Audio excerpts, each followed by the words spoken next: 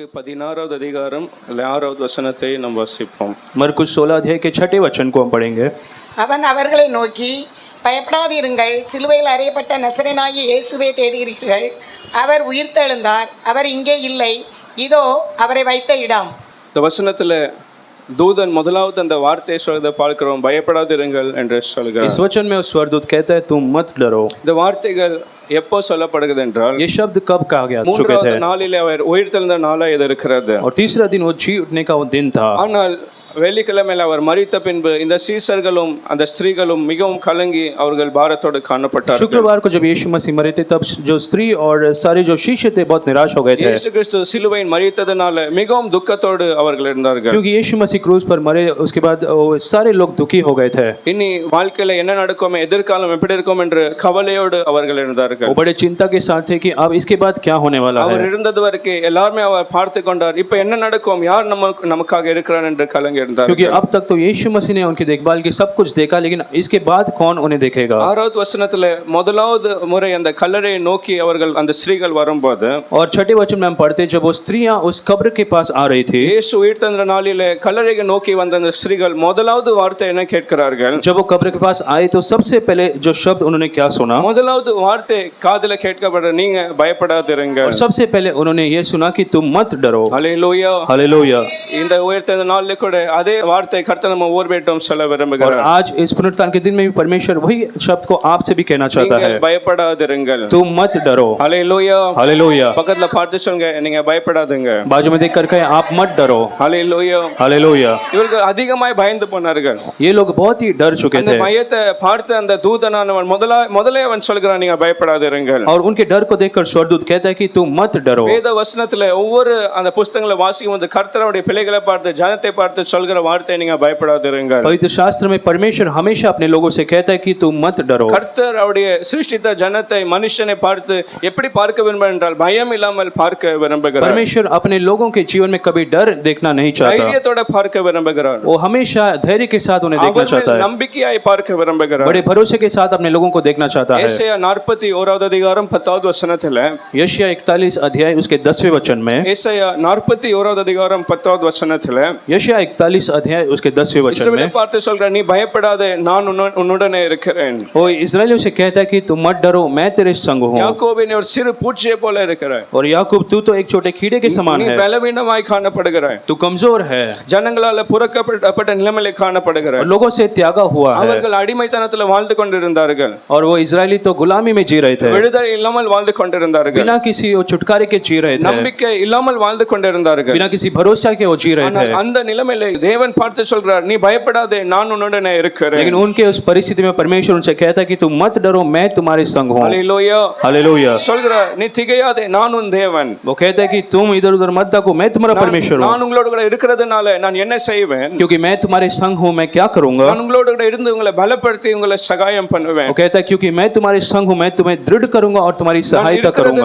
நான் உங்களோட கூட இருக்கிறதுனால உங்களை பலப்படுத்துவேன், அப்போக்கப்போ உங்களை உயர்த்துவேன், உங்களை சகாயம் वो செய்வேன். कहता है क्योंकि मैं तुम्हारे संग हूँ, मैं तुम्हारी सहायता करूंगा और तुम्हें दृढ़ करूंगा, ஆகையால் நீங்க பயப்படாதிருங்க. इसलिए तुम मत डरो. ஹல்லேலூயா. हालेलुया. அப்ப எத்தனை பேர் சொல்லுங்க, இந்த ஆழத்துல வந்திருக்கிற எல்லா நிலைமையில பயப்படாமல் நான் இருப்பேன். आज के दिन कह सकते हैं कि मेरे हर परिस्थिति में मैं बिना डरे मैं जीऊंगा. சொல்லுங்க, எல்லா நிலைமையில நான் பயப்படாமல் तो இருப்பேன். मेरे हर परिस्थिति में मैं कभी डरूंगा नहीं. கர்த்தருடைய பிள்ளைகளை கர்த்தர் அப்படிதான் பார்க்க விரும்புகிறார். परमेश्वर अपने लोगों को ऐसे ही आज देखना चाहता है. மார்க் எழுதின சுவிசேஷம் 4:38வது வசனத்துல, मरकुस 4 अध्याय के 38 वचन में, மார்க் 4வது அதிகாரம் 38வது வசனத்துல, मरकुस 4 अध्याय के 38 ஒரு वचन में, நாள் கப்பல் பிரயாணமாய் இயேசுவும் சீசர்கள் போய் கொண்டிருந்தார்கள். एक दिन जब यीशु मसीह अपने शिष्यों के साथ उस जहाज में जा रहे थे, திடீர்னு அலைகள், காற்று அந்த கப்பலை மோதினது. और अचानक एक बड़ी आंधी उस जहाज पर आके அப்ப टकराई. அந்த சீசர்கள் மிகவும் பயந்து கொண்டார்கள். तब वो जो शिष्य थे बहुत ही घबरा गए இனி थे. வாழ்க்கை முடிய போது, இனி இந்த தண்ணியில நாம் மூழ்க போகிறோம் என்று யோசித்துக் கொண்டிருந்தார்கள். उन्हें लगा कि अब वो उस नदी में डूबने वाले, इसके बाद उन्हें कोई नहीं बचा सकता. இயேசுவை எழுப்பி சொல்கிறார்கள், போதகரே உமக்கு கவலை இல்லையோ, நாங்கள் மடிந்து போகிறோம், உங்களுக்கு கவலை இல்லையோ என்று वो கேட்கிறார்கள். यीशु मसीह को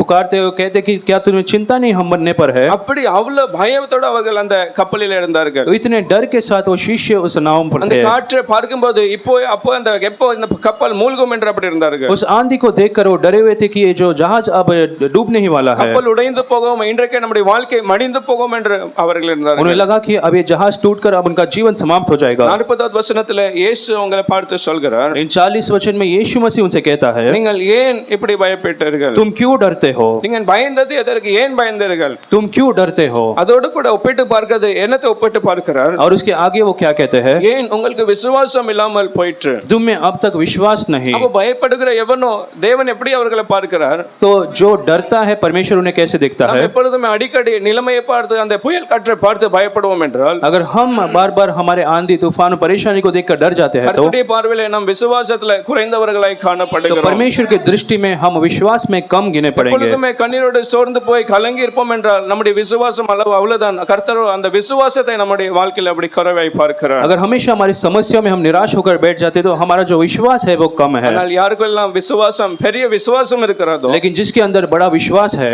எத்தனை அலைகள் எத்தனை காற்று மோதினாலும் கூட, चाहे जितना भी आंधी तूफान आकर टकराए तो भी, கப்பலே மூழ்கி போகிற அந்த நிலைமையில் இருந்தாலும் கூட, चाहे उनका जहाज डूबने पर हो तो भी, அவர்கள் தைரியமாய் சந்தோஷமாய் நிம்மதியாய் வாழுவார்கள். बड़े आराम से विश्वास के साथ वो जिएंगे, அவர்கள் பயம் இல்லாமல் வாழுவார்கள். बिना किसी डर के वो जिएंगे, என்றால் அவர்களுடைய விசுவாசம் நம்பிக்கை கர்த்தர் மேல் இருக்கிறது. क्योंकि उनका विश्वास और भरोसा परमेश्वर पर है। அவர் நம்மோடு கூட, அவர் என் குடும்பத்தோடு இருக்கிறார், அவர் எங்களை கைவிட மாட்டார் என்ற அந்த தைரியத்தில் அவர்கள் வாழ்கிறார்கள். और उनके अंदर विश्वास है कि परमेश्वर उनके साथ है और वो कभी उन्हें नहीं छोड़ेगा। Hallelujah, hallelujah.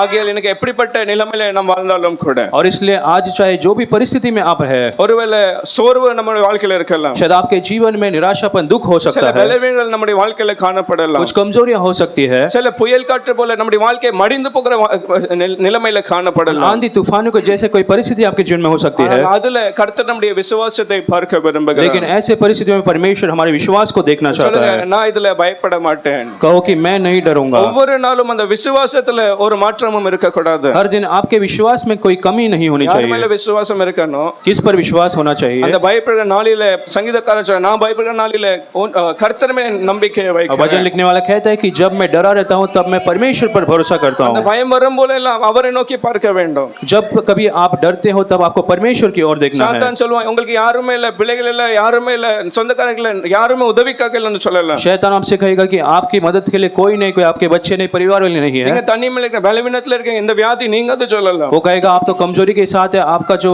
बीमारी कब ठीक नहीं होगी। அப்பதான் சொல்லணும், என்னோட கூட கர்த்தர் இருக்கிறார். लेकिन आपको कहना है कि मेरे साथ परमेश्वर है, அவர் இருக்கிறதுனால அவர் என்னை பலப்படுத்துவார், எனக்கு சகாயம் क्योंकि செய்வார். वो हमारे साथ है, वो हमें दृढ़ करेगा और सहायता அவருடைய देगा। நீதியின் வலது கரம் என்னை தாங்கிக் கொள்ளும். उसका जो धर्मी दाहिना हाथ है वो हमें நான் மரண पकड़ेगा। இருளின் பள்ளத்தாக்கில் நடந்தாலும் கூட நான் பயப்பட மாட்டேன். चाहे हम घोर अंधकार के तराई से हो चले तो भी हम नहीं डरेंगे, தேவரீர் என்னோட கூட இருக்கிறார். क्योंकि परमेश्वर तू हमारे संग है। ஹalleluya. हालेलुया। அப்படிப்பட்ட உறுதியான விசுவாசம் உள்ளவர்கள் மாத்திரம் எல்லா நேரமும் और பயப்படவே जिसके अंदर மாட்டார்கள். ऐसा विश्वास है केवल वो ही कभी डरेंगे नहीं। ஹalleluya. हालेलुया। அப்போ அடுத்ததோட நீங்க பயப்படுறீங்கன்னா யோசிங்க, விசுவாசத்துல நான் கொஞ்சம் பின்வாங்கி போயிருக்கிறேன். तो यदि अगर अगली बार आप डर जाते तो आप सोचिए कि आपका विश्वास थोड़ा कम हो गया है। யாராவது விசுவாசி அதிக பயத்துடன் இருந்தா சொல்லுங்க, விசுவாசத்துல நீங்க பலப்படுங்க. अगर कोई विश्वासी को आप देखते बहुत डरा हुआ है तो आप कह सकते हैं आप विश्वास में और बलवंत हो जाओ। கர்த்தரை நம்புங்க, கர்த்தரை விசுவாசின விசுவாச வார்த்தைகளை அவங்கள்ட்ட பேசுங்க. आप विश्वास की बातों को उनसे कह सकते हैं, அப்படி பேசும்போது அந்த விசுவாசமே அந்த பயத்தை நீக்கிறோம். और ऐसे जब आप विश्वास की बातों को कहेंगे तो जो उनका डर है वो कम हो जाएगा। ஹalleluya. हालेलुया। இரண்டாவது இந்த மார்க் 16வது அதிகாரம் 1வது வசனத்துல பார்க்கிறோம். और दूसरी बात मरकुस 16 अध्याय के पहला वचन में, விசேஷமா இந்த ஸ்திரீகள் இவ்வளவு பயத்தோட கலக்கத்தோட ஏன் இருந்தார்கள்? ये जो स्त्रियां थी इतने डर के साथ क्यों थी? கல்லறை பார்க்க வந்த அந்த ஸ்திரீகளோ ஒரு வேறொரு எதிர்பார்ப்போடு கூட வந்தார்கள். वो स्त्री जो कब्र को देखने आए थे बड़े एक दूसरे का चाहत के साथ आए थे, ஜீவனுள்ள இயேசுவை பார்க்கணும் என்ற வாஞ்சையோடு அல்ல, वो उस जीवित यीशु मसीह को देखने नहीं आए थे, மரித்த இயேசுவின் சரீரத்தை பார்க்கணும், அந்த தைலத்தை பூசணும் என்று அவர்கள் வந்தார்கள். वे लोग उस मरे हुए यीशु मसीह के शरीर को देखने आए थे। ஆனால் அப்படி வரும்போது கூட அவர்கள் ஏன் கலக்கத்தோடு காணப்பட்டார்கள்? लेकिन वहां पर जब वो आ रहे थे तब क्यों वो दुख और डर के साथ आए थे? அவங்களுடைய அந்த நினைவுகள் எல்லாம் ஒரு கேள்வி இருக்கிறது. क्योंकि उनके मन में एक चिंता है, प्रश्न थी। மூன்றாவது வசனத்துல அந்த கேள்வி எப்படிப்பட்ட கேள்வி? तीसरे प्रश्न में उनका तीसरे वचन में क्या प्रश्न था அந்த उनका? கல்லறையில இருக்கிற அந்த வாசலுக்கு இருக்கிற அந்த கல்லை யார் நமக்கு புரட்டி தள்ளுவான்? वो पूछ रहे हैं कि उस कब्र के द्वार पर वो पत्थर को कौन हटाएगा? நாம் இயேசுவை பார்க்க போகிறோம். हम तो यीशु मसीह को देखने जा இயேசுவின் रहे हैं, சரீரத்தை பார்க்க போகிறோம். यीशु मसीह के शरीर को देखने जा रहे हैं, தைலத்தை பூச போகிறோம். हम उस सुगंधित वस्तुओं को लाने वाले हैं। ஒரு பெரிய கல் இருக்கிறது, அதை யார் நமக்கு புரட்டி போடுவான்? लेकिन वहां पर जो बड़ा सा पत्थर है वो कौन हटाने அந்த वाला है? கல்லை நிமித்தம் அவங்க அதிகமாய் சோர்ந்து போய் அந்த கல்லறை நோக்கி போய் उस கொண்டிருந்தார்கள். पत्थर के बारे में सोचकर बड़े निराशा के साथ वो उस कब्र की ओर जा रहे ஒரு थे। பெரிய சந்தேகத்தோட போன நம்ம பார்க்க முடியுமா பார்க்க முடியாது என்ற ஒரு கவலை ஒரு பாரத்தோட போய் बड़े கொண்டிருந்தார்கள். चिंता के साथ वो जा रहे थे कि वो शरीर को देख पाएंगे या नहीं। ஆனால் உயிர்த்தெழுந்த நாளில என்ன நடந்தது? लेकिन उस दिन में क्या हुआ? நான்காவது வசனத்துல பார்க்கும்போது चौथे वचन में हम पढ़ते அவங்க हैं, கொஞ்சம் பக்கத்துல வந்து ஏறிட்டு பார்க்கும்போது जब वो नजदीक आकर अपने आंखों को उठाए அந்த கல்லை எப்படி பார்த்தார்கள்? तब वो पत्थर क्या हुआ था? அது தள்ளப்பட்டிருக்கிறதை கண்டார்கள். उन्होंने देखा कि वो पत्थर लुढ़का அந்த हुआ है। கல்லு ஒரு தடையாய் காணப்படவில்லை. वो जो पत्थर था वो उनके लिए रुकावट का कारण नहीं அந்த बना। எந்த கல்லை குறித்து அவங்க கவலையோடு பாரத்தோடு போனார்கள். जिस पत्थर को सोचकर वो बहुत चिंता के साथ जा रहे थे, உயிர்த்தெழுந்த நாளில் அந்த கல்லு புரட்டப்பட்ட நிலைமையில காணப்பட்டது. लेकिन पुनरुत्थान के दिन में वो पत्थर वहां से निकाला गया था। ஹalleluya. हालेलुया। எத்தனை பேர் விசுவாசி இந்த உயிர்த்தெழுந்த நாளில கூட आगे लोग विश्वास करते हैं आज के इस पुनरुत्थान के दिन में भी பல தடையான கல்லுகளை இயேசு புரட்டி போட போகிறார். परमेश्वर ऐसे कुछ रुकावट को पत्थर को निकालता है। ஒருவேளை சில ஆசீர்வாதங்களுக்கு தடையா இருக்கிற கல்லு, आपके आशीषों के रुकावट का कोई पत्थर हो சில सकता है, பலவீனங்களுக்கு தடையா இருக்கிற சில கல்லுகளா आपकी இருக்கலாம். कमजोरी जैसे कोई रुकावट हो सकते हैं, உங்களுடைய உயர்வுக்கு சில கல்லு ஒரு தடையா இருந்திருக்கலாம். आपके जीवन में कुछ ऐसे पत्थर हो सकते हैं, உங்க ஆவிக்குரிய வாழ்க்கைக்கு ஒரு கல்லு தடையா இருந்திருக்கலாம். आपके आत्मिक जीवन के लिए एक पत्थर அது एक हो எப்படிப்பட்ட सकता கல்லா है। இருந்தாலும் கூட உயிர்த்தெழுந்த நாளில் அந்த கல்லை கர்த்தர் लेकिन புரட்டி चाहे वो போட कैसा முடியும். भी पत्थर हो, परमेश्वर आज के दिन उसे हटाना चाहता है। ஹalleluya. हालेलुया। அந்த ஸ்திரீகளுக்கு அப்படி நடக்கும் என்றால் अगर उन स्त्रियों के साथ ऐसा हुआ तो ஒவ்வொரு பேரும் விசுவாசிக்க வேண்டும். आप हर एक को विश्वास என் करना है। வாழ்க்கையில கூட அப்படிப்பட்ட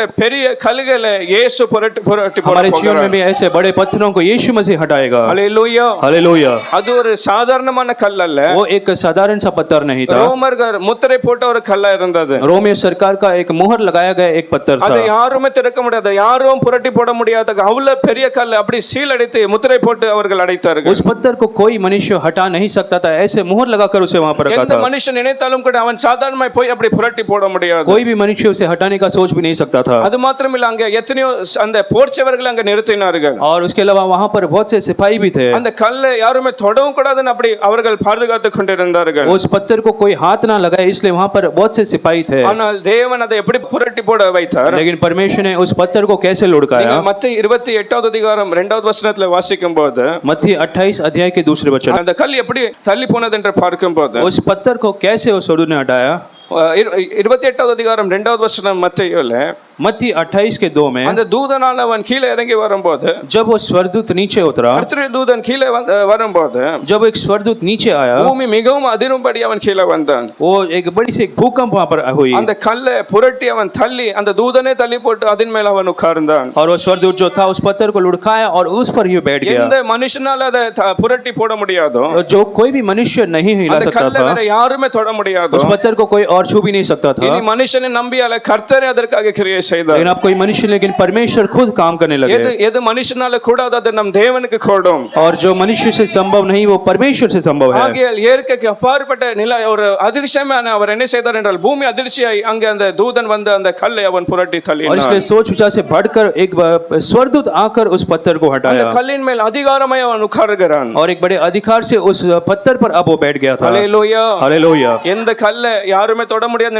நினைத்தார்களோ, और शायद उन्होंने सोचा कि उस पत्थर को कोई அதை छू नहीं கர்த்தர் सकता, இப்படி அதிசயமாய் அதை புரட்டி வைக்க முடியும் என்றான். अगर परमेश्वर चमत्कारी रूप से उस पत्थर को निकाला உங்க तो வாழ்க்கையில காணப்படுற அப்படி ஒவ்வொரு தடைகளை மனுஷனதன் ஒருவேளை அதுல உதவி செய்ய முடியாது. आपके जीवन में जो कोई पत्थर है शायद मनुष्य उसे नहीं हटा सकता। மனுஷனை நம்பி அதை ஒன்றுமே அவன் செய்ய முடியாது. मनुष्य पर भरोसा रखते हुए आपको कुछ नहीं कर सकते। ஆனால் கர்த்தர் அதை தள்ளி புரட்டி போடும்போது लेकिन जब परमेश्वर उसे निकालता है அதிசயமாய் அவர் இயற்கைக்கு அப்பாற்பட்ட காரியங்களை அவர் செய்ய तब वो बड़े போகிறார். चमत्कारी रूप से उस पत्थर को உங்க हटाएगा। கண்களுக்கு அது ஆச்சரியமா இருக்கும். இருக்கும். आपके आंखों के लिए बड़े आश्चर्य जैसा எப்படி இந்த होगा கல்லு தள்ளப்பட்டது? कि ये पत्थर कैसे निकल இது गया।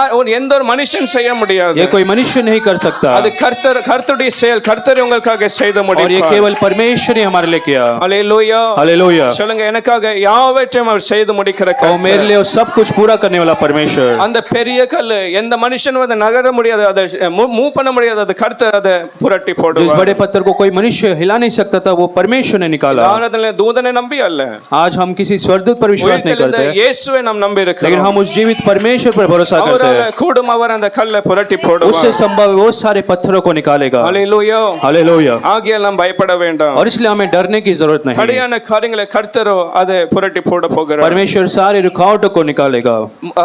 மார்க் 16வது அதிகாரம் 6வது வசனத்துல मरकुस 16 अध्याय के 6 वचन में அந்த கல்லு புரட்டி போட்டாலும் கூட இவர்கள் அதிகமாய் பயப்படுகிறார்கள். और अब वो पत्थर तो हटाया गया लेकिन फिर भी वो डरे थे। அதுல 5வது வசனம் வாசிக்கும் போது 5वें वचन में पढ़ते हैं 5வது வசனத்துல கல்லு புரட்டி போட்டாலும் கூட और अब वो पत्थर तो हटाया गया था அவர்கள் என்ன எப்படி காணப்பட்டார்கள்? लेकिन फिर भी वो स्त्रियां அந்த कैसी थी। வாலிபனை கண்டு அவர்கள் பயந்தார்கள். उस श्वेत वस्त्र में उस दूत को देखकर वो डरे थे। கல்லுதான் தடையான கல்லு பேலனா அந்த கல்லு புரட்டி போட்டா ஏன் பயம்? और अब तो पत्थर नहीं था फिर वो क्यों डरे थे? இப்ப அவங்க யோசிக்கிறாங்க, யார் இந்த கல்லை புரட்டி போட்டிருக்காங்க? क्योंकि अब वो सोचने लगे कि इस पत्थर को कौन हटाया होगा। ஒருவேளை ரோமர் போர் செய்வர்கள் அதை தள்ளி போட்டு இயேசுவின் அந்த சரீரத்தை கொண்டு போயிருப்பார்களோ? उन्हें लगा कि वो रोमियो जो सरकारों ने उस पत्थर को हटाकर सैनिकों ने हटाकर उस शरीर को ले गए। அதுல மேலே அந்த வாலிபனை பார்த்து அந்த தூதனை பார்த்து அவன் பயங்கரமாய் அவன் பிரகாசமாய் இருக்கிறான். और जो पत्थर के ऊपर बैठा जो स्वर्गदूत बहुत ही श्वेत वस्त्र में बहुत ही चमक रहा था। இன்னும் அதிகமாய் பயந்தார்கள். எப்படி இந்த கல்லறை திறக்கப்படாது, யார் இவன் என்று பயந்து और இருக்கிறார்கள். उसे देखकर वो स्त्रियां और भी घबरा गई थी। அப்போதான் அந்த தூதன் அவர்களை பார்த்து சொல்கிறான், और तभी वो स्वर्गदूत उनसे कहता है நீங்க பயப்படாதீங்க, பயத்துக்கு நீங்க இடம் கொடுக்காதீங்க. तुम डरो मत। பயத்துக்கு பதிலாக நான் ஒரு நல்ல செய்தியை கொண்டு डर के வந்திருக்கிறேன். बदले में मैं एक अच्छा संदेश को देता हूँ। நீங்களோ சிலுவையில் அறையப்பட்ட நசரேயனாகிய இயேசுவை தேடுகிறீர்கள். तुम उस नासरी यीशु मसीह को देखते जो क्रूस पर चढ़ाया गया அவர் था। இங்க அல்ல, அவர் உயிர் தெழுந்தார் என்று அவர் சொன்னார். लेकिन वो यहाँ पर नहीं, वो जी उठा है। நீங்க பயப்படாத, நான் நல்ல செய்தியை கொண்டு வந்திருக்கிறேன். तुम मत डरो, मैं अच्छे संदेश को लेकर आया அதை हूँ। முதலாவது கேளுங்க, இயேசு உயிர் தெழுந்தார் என்று அவன் சொல்கிறான். और स्वर्गदूत कहता है कि वो मसीह जी उठा है। ஹalleluya. हालेलुया। நாம் இன்றைக்கு இயேசுவை ஆராதிக்க வந்திருக்கிறோம். और हम उसी यीशु मसीह की आज आराधना करने ஏதோ हैं। மரித்தவர் மாத்திரமல்ல, அவர் மரித்தவர் என்று உயிர் தெழுந்த இயேசு. वो केवल मरा नहीं लेकिन मरे हुए में से जी उठा है। நம்முடைய பாவங்களுக்காக மரித்தார் என்றால் 3ஆம் நாளில் அவர் உயிர் தெழுந்தார். हमारे पापों के लिए मरा और तीसरे दिन वो जी उठा। எத்தனை பேர் விசுவாசி அவர் 3ஆம் நாள் எனக்கு அவர் உயிர் தெழுந்தார் कि என்று लोग विश्वास சொல்ல करते முடியும்? तीसरे दिन मसीह हमारे लिए जी उठा। நாம் उயிர் தெழுந்த இயேசுவை ஆராதிக்கிறோம். हम जिस परमेश्वर की आराधना करते हैं वो एक जीवित परमेश्वर வேத है। வசனத்திலே எத்தனையோ பேர் மரித்ததை நாம் பார்க்கிறோம். और प्रकाश वचन में हम बहुत सारे लोग मरे हुए देखते हैं। மரித்து அதை மீண்டும் அவங்க எழும்பினார்கள் என்று பார்க்கிறோம். हम ये भी पढ़ते हैं कि लोग मरकर फिर जी उठे थे। அப்படி சில பேர்களை நீங்க சொல்ல முடியுமா, யாரெல்லாம் மரித்து மீண்டும் அவங்க எழும்பினார்கள்? क्या आप कह सकते हैं ऐसा कौन था जो मरकर भी जी उठा था? லாசர் கல்லறையிலிருந்து இயேசு மறுபடியும் வெளியே கொண்டு வந்தார். लाजर को उस कब्र में से यीशु ने बाहर निकाला। விதவையின் நாயின் ஊர்ல விதவையின் மகனை குறித்து பார்க்கிறோம். उस विधवा की उस बेटे के बारे में देखते हैं। அந்த சுனேமியா ஸ்திரீயுடைய மகனை எலிசா உயிர்ப்பித்தார் என்று பார்த்தோம். सुनेमी स्त्री के जो बेटे को एलिशा ने वहां पर जलाया था। யாபீருடைய மகள் அவள் மரித்து போனால் இயேசுவுடைய வீட்டில் போய் அவளை மறுபடியும் ஜீவனுடைய எழுப்பினார். और जायरस की जो बेटी थी वो भी मर चुकी है, यीशु मसीह ने उसे जलाया। ஆனால் இயேசுக்கும் இவர்கள் எல்லாருக்கும் என்ன வித்தியாசம்? लेकिन यीशु मसीह और इन सारे लोगों में क्या फर्क था? இவர்கள் மறுபடியும் என்ன செய்தார் என்றால் அவர் உயிர் பெற்று கூட மறுபடியும் அவர்கள் மரித்து போனார்கள். और ये लोग जी उठने के बाद भी फिर एक बार मर गए थे। ஆனால் இயேசு மாத்திரம் அவர் உயிர் தெழுந்து இன்றும் அவர் ஜீவிக்கிறார். लेकिन यीशु मसीह एक बार जी उठे और उसके बाद कभी नहीं मरे। हालेलुया। அவர்களை தட்டி அவரை நாம் மகிமைப்படுத்துவோம். ताली बजाते परमेश्वर को महिमा करें ஜீவனுள்ள தேவனே உமக்கு நன்றி. और कहे धन्यवाद प्रभु। ஜீவனுள்ள தேவனே உம்மை நாம் जीवित ஆராதிக்கிறோம். परमेश्वर तेरी आराधना करते हैं। ஹalleluya. हालेलुया। ஆனால் அவருக்குள்ள அந்த உயிர் தெழுந்த வல்லமை அவருக்குள்ள நாம் பார்க்க வேண்டும். और आज हमें उस पुनरुत्थान के सामर्थ्य को देखना है। எப்படி இயேசு உயிர் தெழுந்தார் என்று நாம் சில காரியங்களை அறிந்து கொள்வோம். यीशु मसीह कैसे जी उठे उसके बारे में हम कुछ बातों को देखेंगे। உயிர் தெழுந்ததின் வல்லமை குறித்து இன்னைக்கு சில காரியங்களை வசனங்களை நாம் தியானிப்போம். उस जी उठने के सामर्थ्य के बारे में हम कुछ बातों को देखेंगे। என்றால் எல்லா வசனங்களுக்கு தெரியும், கல்லறைக்கு அப்புறம் என்ன நடந்தது, அப்ப இயேசு பார்த்தார், எல்லாம் உங்களுக்கு தெரியும். क्योंकि आप तो सभी वचनों को जानते होंगे। ஆகையால் உயிர் தெழுந்த வல்லமை குறித்து இன்னைக்கு நாம் தியானிக்கும் उस போது पुनरुत्थान के सामर्थ्य के बारे में हम देखेंगे। அப்போஸ்தலர் நடபடிகள் 2வது அதிகாரம் 24வது வசனத்துல प्रेरित के काम 2 अध्याय के 24 वचन में நாம் மரணத்தை குறித்து பார்க்கும்போது जब हम मृत्यु के बारे में देखते हैं, இயேசு எப்படி உயிர் தெழுந்தார் என்றால் यीशु मसीह कैसे जलाया गया அவர் மரித்தார், ஆனால் அந்த மரணம் அவரை கட்டி வைக்க முடியவில்லை. और यीशु मसीह की मृत्यु हुई, लेकिन जो मृत्यु उसे बांध कर नहीं रख पाया தேவனுடைய மரண உபாதைகளின் கட்டை அவர் அவிழ்த்தார். और मृत्यु के बंधनों से वो छुड़ा कर जिलाया அவர் गया। எழுப்பினார். மரணத்தாலே அவரை கட்டி இயேசுவை கல்லறையில கட்டி வைக்க முடியவில்லை. और जो मृत्यु है यीशु मसीह को उस कब्र पर बांध कर नहीं रख पाया। ஹல்லேலூயா.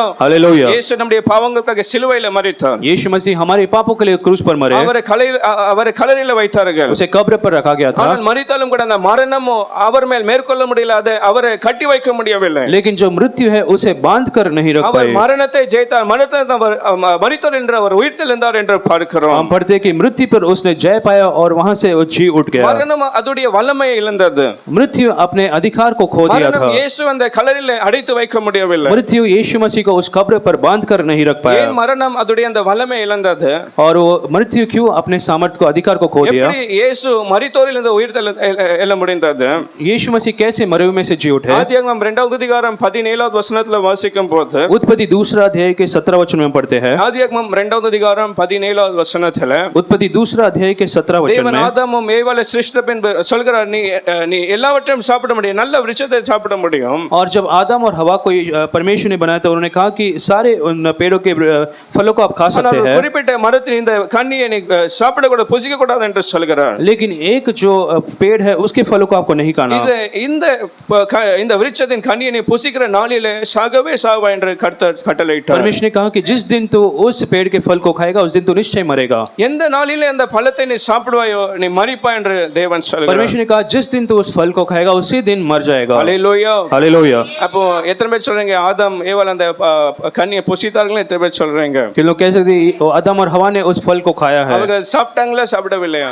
क्या उन्हें खाया है? नहीं खाया। அதை சாப்பிட்டாங்க. उन्होंने इस फल को तो खाया था। கர்த்தருடைய வார்த்தையின்படி பார்க்கும்போது நீ புசிக்கிற நாளிலே நிச்சயமாய் சாகவே சாவே என்று लेकिन परमेश्वर के वचन के अनुसार जिस दिन वो फल को खाते उसी दिन उन्हें मरना था। ஆனால் ஆதாமும் ஏவாளும் அந்த நாளிலே அவர் மரிக்கவில்லை. लेकिन आदम और हवा उसी दिन नहीं मरे, அவர்கள் அதற்கு பிறகு வாழ்ந்து கொண்டிருந்தார்கள். उसके बाद भी वो जी रहे थे। ஆனால் அவருடைய ஆத்மாவோ ஒரு செத்த ஆத்மாவை போல ஆத்மாவுல மரணத்தை அவர்கள் கண்டார்கள். लेकिन उनके प्राण में उन्होंने मृत्यु को देखा। ஆவிக்குரிய வாழ்க்கையில ஒரு மரணத்தை அவர்கள் கண்டார்கள். उनके आत्मिक जीवन मर चुकी थी। அதனால தேவன் சொன்னபடி நீங்க என்ன செய்வீங்க, நீ மரிக்க சாகவே சாவேன்ற அந்த வார்த்தை நிறைவேறினது. और ऐसा ही परमेश्वर का जो वचन है पूरा हुआ। ஹல்லேலூயா. हालेलुया।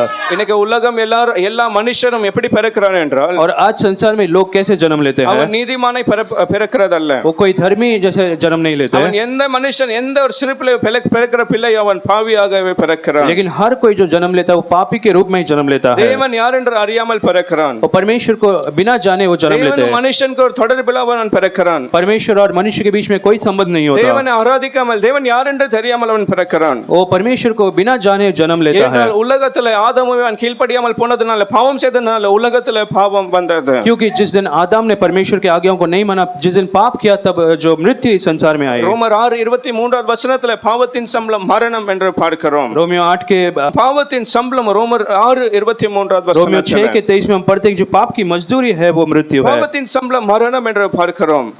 रोमियो 6 के 23 में हम पढ़ते हैं कि पाप का जो मजदूरी है वो मृत्यु है। இப்போ உலகத்துல பிறக்கிற ஒவ்வொரு மனுஷனும் தேவன் அறியாமல் அப்படியே பாவியாக பிறக்கிறான், தேவன் அறியாமல் பாவியாக மரிக்கிறான். तो संसार में जितने लोग जन्म लेते हैं वो परमेश्वर को बिना जाने ही वो जन्म लेते அந்த हैं। பாவத்தினால் அவர்களுக்குள்ள மரணம் கிரியை और செய்கிறது. उनके पाप के कारण एक मृत्यु भी आती है। ஆனால் எபேசியர் 2வது அதிகாரம் 5வது வசனத்துல வாசிக்கும் போது, लेकिन इफिसियों 2 अध्याय के 5वें वचन में पढ़ते हैं, நம்மளுக்கும் மற்ற பாவிகள் இயேசு அறியாதவர்களுக்கு என்ன வித்தியாசம்? हमारे में और जो मसीह को नहीं जानते उनमें क्या फर्क है? எபேசியர் 2:5 ரட்சிக்கப்பட்டதனால क्योंकि हमने उद्धार पाया है, நாம் அக்கிரமங்களுக்கு மரித்தவர்களாய் இருந்த हम जो अपराधों के कारण मरे हुए थे, நாம் ஒரு காலத்துல செத்த தேவன் யார் என்று நாம் கூட அறியாமல் வாழ்ந்து கொண்டிருந்தோம். एक समय में हम जानते नहीं थे कि वो परमेश्वर कौन है। ஆனால் நம்மை தேவன் கிறிஸ்துவுடனே கூட உயிர்ப்பித்தார் என்று பார்க்கிறோம். लेकिन हमें मसीह के साथ उसने जिलाया। நாம் பாவத்துல மரித்து கிடந்திருந்தோம். हम पहले तो अपराधों में पाप में मरे हुए थे, ஆனால் ரட்சிப்பு அடைந்ததனால் ரட்சிக்கப்பட்ட நாளிலே நாம் அந்த பாவத்தை மேற்கொண்டோம் என்று उस பார்க்கிறோம். पाप पर हम जयवंत हो गए हैं। ஹல்லேலூயா. हालेलुया। அந்த பாவத்துல மரித்தவர்களா இருந்தோம், ஆனால் கிறிஸ்துவோடு கூட நாம் என்ன செய்யப்பட்டோம்? हम उस पाप में मरे हुए थे, लेकिन मसीह के साथ हम क्या हो गए? கிறிஸ்துவோடு கூட நாம் உயிர்ப்பிக்கப்பட்டோம் என்று பார்க்கிறோம். अब हम मसीह के साथ जिलाए गए हैं। ஹல்லேலூயா. हालेलुया। 1 பேதுரு 2வது அதிகாரம் 22வது வசனத்துல, पहला पत्रस 2 अध्याय के 22 वचन में, 1 பேதுரு 2வது அதிகாரம் 22வது வசனம், पहला पत्रस 2 अध्याय के 22 वचन में, எல்லா மனுஷனும் பாவியாக பிறக்கிறான். और सारे जो मनुष्य है वो पापी ही जन्म लेता है, ஆகையால் பாவத்தோடு கூட என்ன வந்தது என்றால் மரணமும் வந்தது. और इसलिए पाप के के साथ अब संसार में मृत्यु आई ஆகையால் அந்த மரணம் அவரை மேற்கொண்ட அந்த மரணத்துக்கு அவன் இடம் கொடுக்கிறான். और इसलिए वो मृत्यु के लिए जगह देता ஆனால் है. இயேசு எப்படி வாழ்ந்தார்? लेकिन यीशु मसीह कैसे जिए? 1 பேதுரு 2:22 வசனத்துல पहला पत्रस 2 अध्याय के 22 वचन அவர் में பாவம் செய்யவில்லை என்று பார்க்கிறோம். हम पढ़ते हैं यीशु मसीह ने तो कोई पाप नहीं किया था. இயேசுக்கு மற்ற எல்லா மனுஷர் வாழ்ந்த மனுஷனுக்கு என்ன வித்தியாசம்? यीशु मसीह और बाकी सारे लोगों में क्या फर्क था? நம் பாவியாய் பிறந்தான இயேசு பாவம் அறியாதவர், அவர் பாவி அல்ல. बाकी सारे तो पापी ही जन्म लेते, लेकिन यीशु मसीह पाप को नहीं जानते थे. அவருக்குள்ள பாவம் அல்ல. उसके अंदर कोई पाप नहीं அவர் था. தேவனாய் இருந்தாலும் கூட மனுஷ ரூபத்தை எடுத்து நமக்காக அவர் இந்த பூமியில வந்தார். परमेश्वर को भी मनुष्य का रूप लेकर इस संसार में हमारे लिए आए थे. அவர் மரிக்கும்போது ஒரு பாவியாய் மரிக்கவில்லை. जब वो मरे थे तब एक पापी के रूप में नहीं मरे थे. நம்முடைய பாவங்கள் அவர் ஏற்றுக்கொண்டாலும் கூட அவர் பாவியாய் மரிக்கவில்லை. हमारे पापों को तो उन्होंने उठाया, लेकिन वो पापी के रूप में नहीं मरे. ஹல்லேலூயா. हालेलुया. எத்தனை விசுவாசிகள் இயேசு சிலுவையில பாவியாய் மரிக்கல, நம்முடைய பாவங்களை சுமந்து அவர் மரித்தார். लोग विश्वास करते हैं यीशु मसीह क्रूस पर पापी के रूप में नहीं मरे, लेकिन हमारे पापों को उठा के वो मरे. ஒருவேளை குற்றம் வேற யாராவது செய்திருக்கலாம். शायद जो दोष किसी और का था, குற்றம் சொந்த பிள்ளை மகன் செய்திருக்கலாம். जो गलती उनके किसी के बेटा बेटी ஆனா कर சில किए होते நேரம் हैं. பெற்றோர் என்ன போய் சொல்லுவாங்க, लेकिन माता पिता क्या कहते हैं? அவன் தான் குற்றம் செஞ்ச, ஆனா அந்த அதோடைய தண்டனை நான் வாங்கிடுறேன். वो कहते हैं कि मेरे बच्चों ने गलती किया, लेकिन उसका जो அவனுக்கு கொடுக்க வேண்டிய இந்த தண்டனை நீங்க எனக்கு கொடுங்கன்னு சில பேர் சொல்லலாம். वो माता पिता कहते हैं जो दंड उन्हें देना आप मुझे दे दीजिए. அப்ப தண்டனை மாத்திரம் இந்த தகப்பனில பெற்றோர் எடுக்கலாம். तो दंड केवल माता पिता लेते ஆனா हैं, குற்றம் யார் செய்தான்? लेकिन वो गलती किसने किया? மகனில பிள்ளை செய்கிறான். उनके बच्चों ने वो गलती அப்படிதான் की. இயேசு பாவம் செய்யல, ஆனா நம்முடைய அந்த தண்டனை, நம்முடைய அந்த பாவத்தை அவர் மேல் और ஏற்றுக்கொண்டார். ऐसा यीशु मसीह ने कोई पाप नहीं किया, लेकिन हमारे पापों का दंड यीशु मसीह ने ले लिया. அப்படி பாவம் இல்லாத அவர் நம்மளுக்காக கல்வாரியில அவர் பலியானார். और ऐसा बिना पाप का जो परमेश्वर यीशु मसीह क्रूस पर हमारे लिए बलिदान हुआ. ஹல்லேலூயா. हालेलुया. அப்போ பாவத்தினால என்ன வருகிறது? तो पाप के कारण संसार में क्या आता है? பாவத்தின் சம்பளம் மரணம். पाप की जो मजदूरी है वो मृत्यु है. பாவி மரிக்கும்போது அந்த மரணம் அவனுக்குள்ள கிரியை செய்கிறது. और जब हम पापी रहते तो जो मृत्यु हम पर जयवंत होता है. இயேசு பாவியை மரிக்கவில்லை, ஆகையால் அவளுக்குள்ள அந்த மரணமோ அது செயலற்று போகிறது. लेकिन यीशु मसीह क्योंकि कोई पाप नहीं किए थे, इसलिए वो मृत्यु उस पर काम नहीं कर पाई. ஹல்லேலூயா. हालेलुया. ஆகையால் மரணத்தால கல்லறைக்குள்ள இயேசுவை கட்டி வைக்க முடியவில்லை. और जो यीशु मसीह को कब्र पर मृत्यु बांध कर नहीं रख அவருக்குள்ள पाई, பாவம் இல்லாமல் இருக்கிறதுனால அந்த மரணம் அவரை கட்டி வைக்க முடியவில்லை. क्योंकि यीशु मसीह ने कोई पाप नहीं किया था, इसलिए मृत्यु उसे उस कब्र में बांध कर नहीं रख पाई. மரித்தோரிலிருந்து இயேசு உயிர்த்தெழுந்தார். और इसलिए मरे में से यीशु मसीह जी उठे. ஹல்லேலூயா. हालेलुया. இப்போ விசுவாசிக்கிற எவனோ அவனுடைய வாழ்க்கையில என்ன நடக்கிறது? और आज जो मसीह पर विश्वास करते हैं उनके जीवन में क्या होता है? இப்ப நம்முடைய வாழ்க்கையில நாம் எப்படிப்பட்ட ஒரு விசுவாசத்தோட இருக்கிறோம்? आज हमारे अंदर कैसा विश्वास है? ரோமர் 8:11 வசனத்துல रोमियो 8वां अध्याय के 11 वचन में, அவர் உயிர்த்தெழுந்தார், அது எல்லாருக்குமே தெரியும். और सभी लोग जानते हैं कि अब यीशु मसीह जी उठे. எல்லாரும் விசுவாசிக்கிறார்கள் இயேசு உயிர்த்தெழுந்தார். सभी लोग विश्वास करते हैं कि यीशु मसीह जी उठे. ஆனால் நம்மளுக்குள்ள ஒரு நம்பிக்கை, விசுவாசத்தை கர்த்தர் எனக்கு கொடுத்திருக்கிறார். लेकिन आज हमारे अंदर एक विश्वास को परमेश्वर ने दिया है. அது எப்படிப்பட்ட விசுவாசம், அது எப்படிப்பட்ட நம்பிக்கை? वो कैसा एक विश्वास और भरोसा है? அவர் அந்த உயிர்த்தெழுந்ததன் வல்லமை நம்மளுக்குள்ள வந்து கிரியை செய்கிறது. और उसका जो जी उठने का सामर्थ्य हमारे अंदर आज काम करता है. ஹல்லேலூயா. हालेलुया. எந்த ஆவியானவர் அவர் எழுப்பினாரோ, जिस आत्मा ने मसीह को जिलाया, அந்த தம்முடைய ஆவியினால சாவுக்கு எதுவான உங்கள் சரீரங்களை கூட அவர் உயிர்ப்பிப்பார் என்று நாம் और பார்க்கிறோம். वही आत्मा आपके शरीर को भी जिलाएगा. ஹல்லேலூயா. हालेलुया. அப்போ உயிர்த்தெழுதல் மாத்திரம் இயேசுக்கல்ல, और वो जो जी उठना केवल यीशु मसीह के लिए அவர் नहीं, மரித்தார், அவர் உயிர்த்தெழுந்த அந்த விசுவாசம் ரட்சிக்கப்பட்ட ஒவ்வொருவருக்கும் அந்த உயிர்த்தெழுந்தின் வல்லமை கிரியை और செய்கிறது. जो कोई विश्वास किया और उद्धार पाया कि यीशु मसीह उनके लिए मरे और जी उठे. ஹல்லேலூயா. हालेलुया. ஏன் உயிர்த்தெழுந்தின் வல்லமை நம்மளுக்குள்ளே கிரியை செய்கிறது? आज वो पुनरुत्थान का जो सामर्थ हमारे अंदर कैसे काम करता है? என்றால் பாவத்தின் சம்பளம் மரணம். क्योंकि पाप की मजदूरी जो है இன்னைக்கு मृत्यु है. நாம் கர்த்தருடைய பார்வையில பாவி அல்ல. आज हम परमेश्वर की दृष्टि में कोई पापी नहीं, கர்த்தருடைய பார்வையில நாம் எப்படி இருக்கிறோம்? लेकिन परमेश्वर की दृष्टि में हम कैसे हैं? கர்த்தருடைய பார்வையில நாம் எல்லாருமே நீதிமான்களாய் परमेश्वर காணப்படுகிறோம். की दृष्टि में हम सभी लोग धर्मी हैं. நம்முடைய பாவங்கள் எங்க இருக்கிறது? हमारे सारे पाप अब कहाँ पर है? விசுவாசிக்கிறதுனால, நாம் ரட்சிக்கப்பட்டதுனால அவர் அந்த சிலுவையில நம்முடைய அந்த பாவத்தை சுமந்திருக்கிறார். क्योंकि हमने उद्धार पा लिया, इसलिए हमारे सारे पापों को यीशु मसीह ने क्रूस पर उठा लिया. ஹல்லேலூயா. हालेलुया.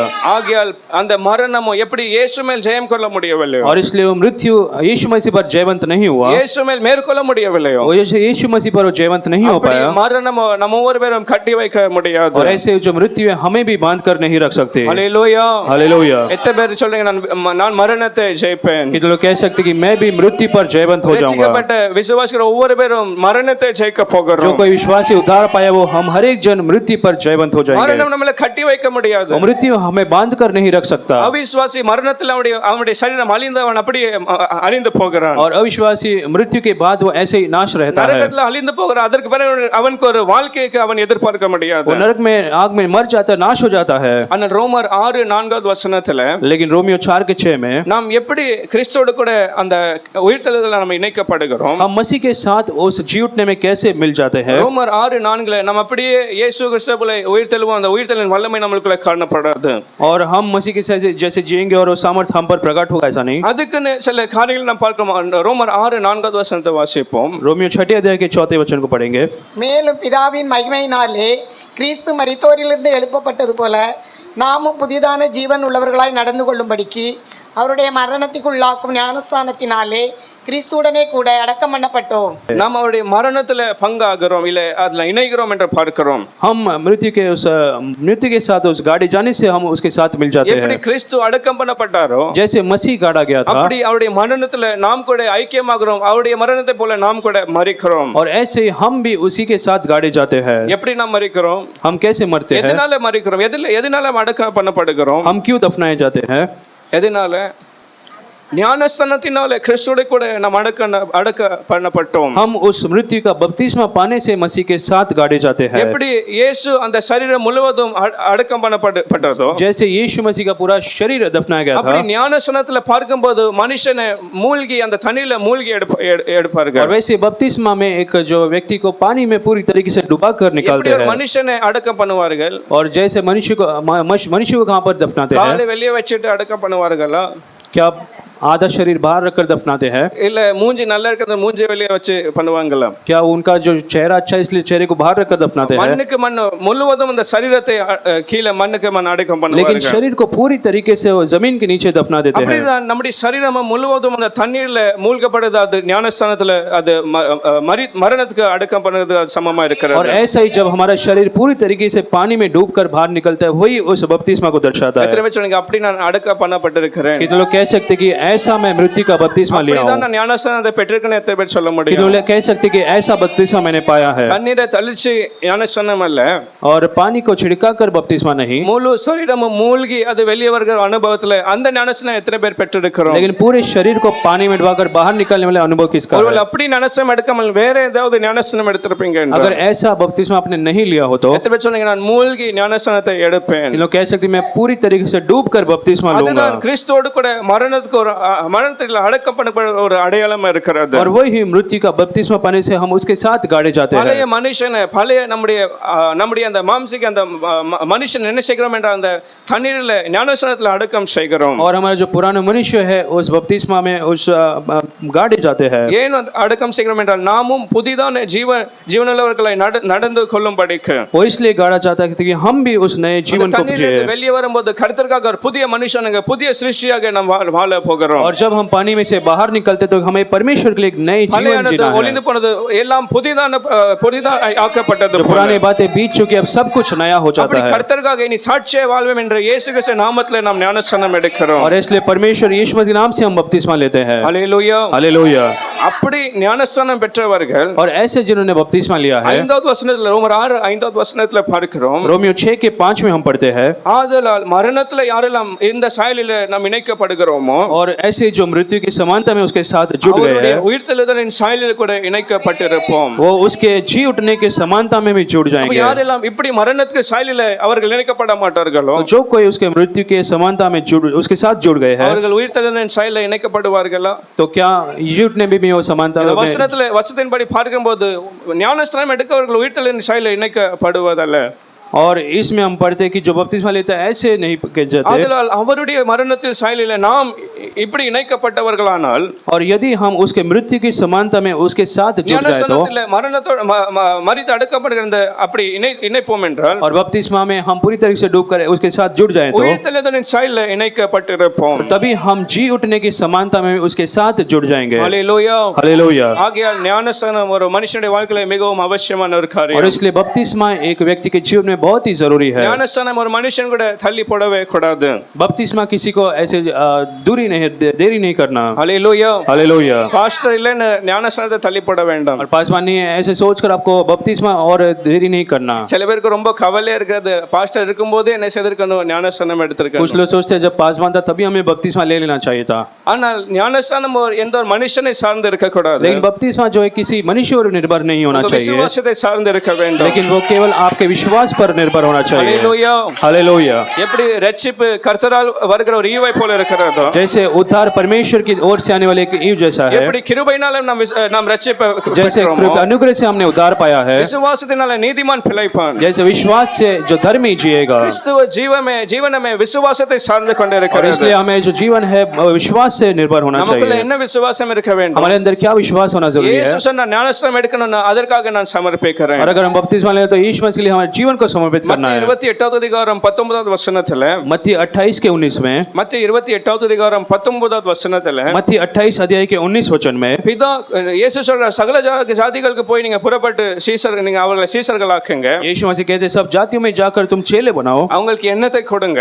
और उन्हें क्या देना है? யார் பேர்ல? பிதா குமாரன் பரிசுத்தாவிய நாமத்திலே. पिता पुत्र और पवित्र आत्मा के नाम से। யாரு கொடுக்கணும்னு சொல்லல, और किसे देना नहीं कहा, அது முக்கியமல்ல. அந்த விசுவாசம் பிதா குமாரன் பரிசுத்த ஆவி நாமத்திலே ஞானஸ்தானம் கொடுங்க. लेकिन वो कहते कि पिता पुत्र पवित्र आत्मा के नाम से बपतिस्मा दो। இயேசு எனக்காக மரித்தார், அவர் என் பாவங்களுக்காக மரித்தார், மூன்றாம் நாள் உயிர்த்தெழுந்தார் என்ற அந்த விசுவாசத்தை ஞானஸ்தானம் எடுக்க வேண்டும். और उस विश्वास के साथ बपतिस्मा लेना कि यीशु मसीह हमारे लिए मरे और तीसरे दिन जी उठे। ஹல்லேலூயா. हालेलुया। ஒரு மனுஷனை அடக்கம் பண்ணும்போது ஒருவேளை அடக்க ஆராதனை வேற யாராவது நடத்தலாம். और जब एक व्यक्ति को दफनाते तो जो आराधना कोई और चलाता है, ஆனால் உண்மையாக அந்த மண்ணுக்கு மண் யார் அந்த அடக்கம் பண்ணுவாங்க? लेकिन सच्ची में जो मिट्टी में कौन दफनाया जाता है, யார் அடக்கம் பண்ணுவாங்க? कौन दफनाता है? ஒருவேளை கொஞ்சம் மண்ணை நாம் போடலாம். शायद हम थोड़े से मिट्टी को डालते हैं। அந்த வேலை செய்கிறவங்க தான் அந்த சரீரத்தை முழுவதும் அவங்க அடக்கம் செய்வாங்க. लेकिन वहाँ पर जो काम करने वाले वही पूरी तरीके से मिट्टी को डालकर उसे दफनाते हैं। யார் தெரியாது, அவங்க பேர் என்னதுன்னு தெரியாது, वो कौन है उनके नामों को हम नहीं जानते। அப்படிதான் ஞானஸ்தானம் யாருக்கு அது முக்கியமல்ல. और ऐसे बपतिस्मा कौन दे रहा है वो मुख्य नहीं, மூழ்கி யார் எடுக்கிறா அது முக்கியமல்ல. वो कौन डुबा रहा है वो मुख्यता நம்முடைய नहीं, விசுவாசம் முக்கியமா இருக்கிறது. लेकिन हमारा विश्वास मुख्य है। ஹல்லேலூயா. हालेलुया। பிதா குமாரன் பரிசுத்த ஆவியின் நாமத்திலே ஞானஸ்தானம் எடுக்க पिता வேண்டும். पुत्र पवित्र आत्मा के नाम से हमें बपतिस्मा लेना है। அந்த ஞானஸ்தானத்தை ஒரு நாளும் கூட நாம் தள்ளி போடவே और கூடாது. उस बपतिस्मा को हमें कभी और देरी नहीं करना। அந்த கந்தாகை மந்திரி பிலிப்பை பார்த்து சொல்கிறான், और फिलिप को देखकर कहता है, தண்ணீர் இருக்கிறது, இப்ப எனக்கு ஞானஸ்தானம் கொடுக்க என்ன தடைன்னு அவன் கேட்கிறான். और कहता है कि हमें अब बपतिस्मा दो कौन से पानी में? அவன் பிலிப்பு சொல்றான், விசுவாசம் இருந்தாலே போதும் நீ இந்த தண்ணியில ஞானஸ்தானம் எடுக்க முடியும். और वो कहता है कि अब विश्वास है तो जरूरी काफी है, इस पानी में अब बपतिस्मा ले लो। அவசரம் அந்த ஞானஸ்தானம் அவர் சொல்லும்போது, அவர் சந்தித்த இயேசு கிறிஸ்து சொல்லும்போது அவன் அந்த ஞானஸ்தானம் அவ்வளவு அவசரமா ஒப்பு கொடுக்கிறான். तो बपतिस्मा के लिए कितना जल्दी अपने जीवन को समर्पित कर रहा था। அதோடைய அந்த முக்கியத்தை அவன் அறிந்து கொள்கிறான். बपतिस्मा के उस महत्व को वो जानता था। ஹல்லேலூயா. हालेलुया। சில பேர் அப்படி முக்கியத்தை அறிந்து உடனே ஞானஸ்தானத்துக்கு சமர்ப்பிக்கிறார்கள். और कुछ लोग ऐसे बपतिस्मा के महत्व को जानकर तुरंत ही अपने जीवन को समर्पित करते हैं। ஹல்லேலூயா. हालेलुया। நம்முடைய சபையில கூட மேரி ஆண்டி நினைக்கிறேன் அப்போ சாட்சி சொன்னாங்க ஒரு ஞானஸ்தான ஆராதனையில. और हमारे कलीसिया में भी मेरी आंटी के बारे में पिताजी ने एक गवाही दी थी। வேற எல்லாரும் ஞானஸ்தானம் ஒப்பு கொடுத்து ஞானஸ்தான ஆராதனைக்கு வந்தாங்க. और बाकी सारे लोग जो बपतिस्मा आराधना में आए थे, அவங்க எல்லாரும் வசனத்தை கேட்டு அந்த நாள்ல ஒப்பு கொடுத்து அவங்க எடுத்தாங்க. वो सारे लोग पहले से अपने जीवन को समर्पित करके बपतिस्मा के लिए तैयार थे। அந்த நாளிலே பிளானே இல்லாமல் வந்து அவங்க அந்த நாளிலே அந்த வசனத்தை கேட்டு விசுவாசம் அந்த நாளிலே ஒப்பு கொடுத்தாங்க. लेकिन ये जो उस दिन केवल वचनों को सुनकर वहां पर ही वो बपतिस्मा के लिए अपने जीवन को समर्पित எப்படியாவது करते தள்ளி போடாது, எப்படியாவது தாமதிக்க கூடாது, அந்த நாளிலே ஒப்பு கொடுத்து அவங்க ஞானஸ்தானம் उन्होंने सोचा कि मैं और देरी नहीं करूंगी, इसलिए उसी दिन उन्होंने बपतिस्मा ले लिया। கர்த்தருடைய வருகை சமீபமா இருக்கிறது. परमेश्वर आगमन बहुत नजदीक நாளே है। நம்முடைய நாள் அல்ல. और वो जो समय हम नहीं जानते, நாளுடைய அந்த கேரண்டி கூட மனுஷனுக்கு ஒரு நாள் கூட கேரண்டி அல்ல. कल के बारे में हमारा कोई गारंटी नहीं। கர்த்தருடைய வருகை எப்போ வேணாலும் ஆகலாம். परमेश्वर का आगमन कभी भी हो सकता है, ஆகையால் காலத்தை நாம் பிரயோஜனமாக்க வேண்டும். और इसलिए समय का हमें उपयोग करना है। 1 தெசலோனிக்கேயர் 4வது அதிகாரம் 16வது வசனத்துல, पहला थिस्सलुनीकियों 4 अध्याय के 16 वचन में, 1 தெசலோனிக்கேயர் 4:16வது வசனத்துல, पहला थिस्सलुनीकियों 4 अध्याय के 16 वचन में, அவருடைய வருகையில இது நிச்சயமாய் நடக்க போகிற போகிற ஒரு காரியம். और उसके आगमन में एक बात होने वाली है. அவருடைய வருகையில மரித்தவர் கிறிஸ்துவுக்குள் மரித்தவர்கள் முதலாவது அவர்கள் எழுந்திருப்பார்கள். उसके आगमन में जो मसीह में मरे हुए सबसे पहले जी उठेंगे. ஏன் நம்முடைய விசுவாசத்துக்கு என்ன பலன்? और हमारा जो विश्वास का क्या प्रतिफल நம்முடைய है? கர்த்தர் மேல் வைத்திருந்த விசுவாசம் நம்பிக்கைக்கு என்ன ஒரு பலன் கிடைக்க போகிறது? हमारे परमेश्वर पर जो विश्वास है उसके लिए हमें क्या मिलने वाला है? நித்திய ஜீவன் கிடைக்க போகிறது. हमें अनंत जीवन मिलने वाला அவர் है. எப்படி உயிர் தெழுந்தாரோ நாம் எல்லாரும் நாம் எழுந்திருக்க जैसे यीशु मसीह जी उठे वैसे हम में से हर एक जन जी उठने वाले हैं. நாம் மரித்து மண்ணுக்கு மண்ணு போனாலும் கூட அவர் அந்த நாளிலே நம்மளை உயிர் हम எழுப்புவார். मृत्यु के बाद चाहे दफनाए जाए तो भी उस दिन में परमेश्वर हमें जिलाएगा. ஹல்லேலூயா. हालेलुया. கிறிஸ்துவுக்குள் யாரெல்லாம் ஏற்கனவே மரித்து இன்னைக்கு அடக்கம் பண்ணப்பட்டு மண்ணுக்கு மண் இருக்கிறார்களோ, मसीह में जो कोई आज मरकर दफनाए गए हैं, மண்ணுக்கு மண் போய் சரீரமே காணப்படாமல் இருக்கலாம். जो मिट्टी में शायद उनका जो शरीर बचा नहीं ஆனால் होगा, அவருடைய வருகையில அந்த எக்கால சத்தம் தொனிக்கும் போது लेकिन उसके आगमन में जब वो तुरी फूकी जाएगी, கிறிஸ்துவுக்குள் மரித்தவர்கள் முதலாவது அவர்கள் எழுந்திருப்பார்கள். जो मसीह में मरे हुए सबसे पहले जिलाए जाएंगे. ஹல்லேலூயா. हालेलुया. இந்த விசுவாசம் தான் கர்த்தர் நம்ம ஒருவரும் और கொடுத்திருக்கிறார். ऐसा ही विश्वास परमेश्वर ने हमें हर एक को दिया அந்த है. நாளிலே மரணம் நம்மளை கட்டி வைக்க முடியாது. और उस दिन में मृत्यु हमें रोक कर नहीं रख सकती. மரித்தவர்களை அந்த மண் கீழே கட்டி வைக்க முடியாது. और जो मृत्यु है किसी व्यक्ति को उस मिट्टी के अंदर नहीं रख सकती. மரணத்தை மேற்கொண்டு அந்த ஆகாயத்தில் கர்த்தரை பார்க்க எழும்புவார்கள். लेकिन उस मृत्यु पर जयवंत होकर वो स्वर्ग में चले जाएंगे. 1 கொரிந்தியர் 15வது அதிகாரம் 44வது வசனத்திலே, पहला कुरिन्थियों 15 अध्याय के 44 वचन में, 1 கொரிந்தியர் 15 44வது வசனத்திலே पहला कुरिन्थियों 15 अध्याय के 44 वचन में, எப்படிப்பட்ட சரீரமாய் அது மேலே எழுந்திருக்கும்? और वो कैसा शरीर जो ऊपर जाएगा, ஆவிக்குரிய சரீரமாய் அது எழுந்திருக்கும். वो आत्मिक देह जो जी उठती है. நம்முடைய சரீரம் அடக்க பண்ணப்படும் போது, जब हमारा शरीर दफनाया जाता है, ஜென்ம சரீரம் எப்படி நாம் பிறந்தோம் ஒரு மண்ணின் சரீரத்தை போல நாம் விதைக்கப்படுகிறோம். और हमारा जो शरीर संसार का शरीर जो दफनाया जाता ஒரு है, கனமில்லாத ஒரு சரீரத்தை போல அடக்கம் செய்யப்படுகிறோம். और ऐसा शरीर जिसमें कोई आदर या कोई महिमा नहीं, அநேக சரீரம் ஒரு பலவீனமான சரீரமாய் அடக்கம் बहुत பண்ணப்பட்டிருக்கிறது. से शरीर कमजोरी के साथ दफनाया ஒரு जाता है, மகிமை இல்லாமல் அந்த சரீரத்தை அடக்கம் बिना किसी பண்ணப்பட்டிருக்கிறது. महिमा को शरीर को दफनाते हैं. ஆனால் எப்படிப்பட்ட சரீரமாய் இருந்தாலும் கூட அது ஆவிக்குரிய ஒரு சரீரமாய் எழுந்திருக்கிறோம். लेकिन चाहे जैसा भी शरीर दफनाया जाता है, लेकिन आत्मिक शरीर के रूप में वो जी उठेगा. ஆங்கிலத்தில் பார்க்கும்போது glorious body மகிமையான ஒரு சரீரமாய் அது எழுந்திருக்கும் என்று अंग्रेजी பார்க்கிறோம். में पढ़ते कि वो एक महिमा से भरा एक शरीर वो जी उठेगा. ஹல்லேலூயா. हालेलुया. எத்தனை பேர் விசுவாசிகள் அவங்களுக்கு ஒரு மகிமையான சரீரம் கிடைக்க போகிறது? कितना विश्वास करते कि हमें भी एक महिमा भरे शरीर मिलेंगे. ஹல்லேலூயா. हालेलुया. பவுல் அந்த நாட்களில் சில பேர் அவிசுவாசமா இருக்கும்போது சொல்றாங்க நீங்க மதிகணி எது வரைக்கும் நீங்க விசுவாசம் இல்லாம இருப்பீங்க? और पौलुस उन लोगों को देख उनके लोगों के विश्वास की कमियों को देखकर कहते कब तक तुम विश्वास नहीं करेंगे. சில பேருக்கு சந்தேகம் இருந்தது, அது எப்படி மண்ணுக்கு மண் போன ஒரு ஜென்ம சரீரம் எப்படி மகிமையான சரீரமாய் வெளியே வரும்? कुछ लोगों के जीवन में संदेह था कि वो मिट्टी में जाएगा तो कैसे वो बाहर निकल सकता है. பவுல் எந்த ஒரு உதாரணத்தை கொடுத்தார்? तो पौलुस ने वहां पर क्या उदाहरण दिया? ஒரு விதையின் உதாரணத்தை கொடுத்தார்.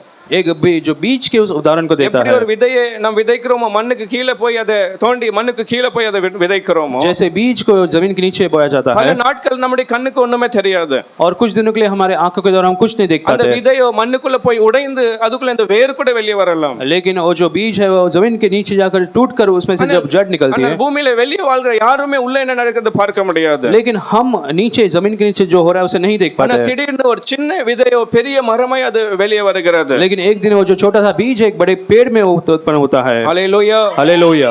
ஒரு சின்ன விதை ஒரு மகிமையான ஒரு மரமை போல மாற முடியும். अगर एक छोटा सा बीज जो है बड़े पेड़ में बदल सकता है, எத்தனை சொல்லுங்க ஜென்ம சரீரம் மகிமையான சரீரமாய் அது लोग कह सकते हैं कि मेरे शरीर जो है संसार का वो एक महिमामय शरीर में बदल जाएगा. ஹல்லேலூயா. हालेलुया. கர்த்தரோ அப்படி உயிர்த்தெழுந்த வல்லமை அந்த நாளிலே நாம் பார்க்க और போகிறோம். ऐसे पुनरुत्थान के सामर्थ को हम देखेंगे. 1 தெசலோனிக்கர் 4:17 வசனத்திலே, पहला थिस्सलुनीकियों 4 अध्याय के 17 वचन में, 1 தெசலோனிக்கர் 4:17 வசனத்திலே, அப்படி ஒருவேளை மரிக்காமல் நாம் இன்னைக்கு உயிரோடு இருக்கும்போது இயேசு வருவார் என்றார். पहला थिस्सलुनीकियों 4 के 17 में, यदि हम नहीं मरे और जीवित है और यीशु मसीह आ गए तो அவங்க மாத்திரமில்லை நாம் கூட எடுத்துக்கொள்ளப்படுவோம். तो हम भी उठा लिए जाएंगे. முதலாவது அவங்க எடுத்துக்கொள்ளப்படுவாங்க, இரண்டாவது நம்மள அவர் எடுத்துக்கொள்வார். सबसे पहले जो मर चुके हैं दफनाए गए वो जी उठेंगे, दूसरे हम जी उठेंगे. நாமும் உயிரோடு இருக்க நாமும் கர்த்தருக்கு எதிர்கொண்டு போக மேகங்கள் மேல் அவரை சந்திக்க போவோம். हम जो जीवित और बचे रहेंगे उनके साथ बादलों में उठा लिए जाएंगे. ஹல்லேலூயா. हालेलुया. அப்போ இன்னைக்கு ஒருவேளை அவர் வருவார் என்றார். तो यदि आज परमेश्वर आते हैं तो முதலாவது மரித்தவர்கள் உயிர்த்தெழுவார்கள், அதற்கு பிறகு நாம் கூட மேலே சந்திக்க அவரை போக போகிறோம். सबसे पहले जो मरे हुए वो जी उठेंगे, उसके बाद जो जीवित है वो जी उठेंगे. வல்லமை நம்ம ஒவ்வொரு பேருக்குள்ள கிரியை செய்கிறது. और ऐसा ही जो पुनरुत्थान का सामर्थ हमारे जीवन में प्रकट होता है. நம்மள மேற்கொள்ளாத நாம் மரணத்தை ஜெயிக்கிறவர்கள். मृत्यु हम पर जयवंत नहीं होता, लेकिन हम